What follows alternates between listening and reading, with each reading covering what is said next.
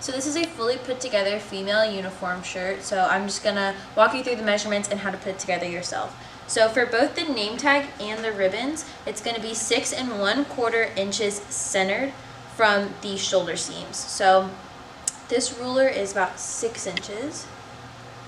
So if you have a full length ruler, obviously you'll measure it to the 6 1/4 length, but if you don't, 6 inches, add your quarter, and you wanna make sure that lines up with the bottom of your name tag and your ribbons, just like this one. And then to make sure that it's centered, you can use the E in Navarre High School, and make sure that your seam runs alongside that E. So once you have your 6 1/4 inches from both your shoulder seams for your ribbons and your name tag, you want to make sure that they're straight and they line up with each other. So you don't want to have where it's 6 1/4 in the middle and then it's crooked, so it's 7 inches in the other corner. So line it up, make sure that your ruler goes straight across and everything's level.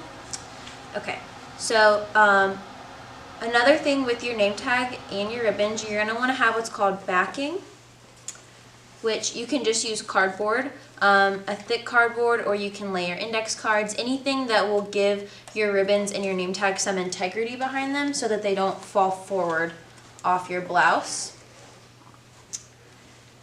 And then for your collar devices, for your rank, it's going to be 1 7/8 inch from the corner of your collar.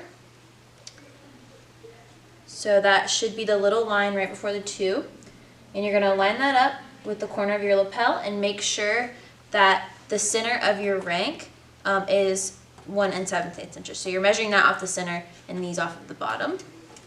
And then it's the same exact measurement for the J-bar. So it's centered 1 7/8 inch. And you want to make sure that hits the center of the J-bar.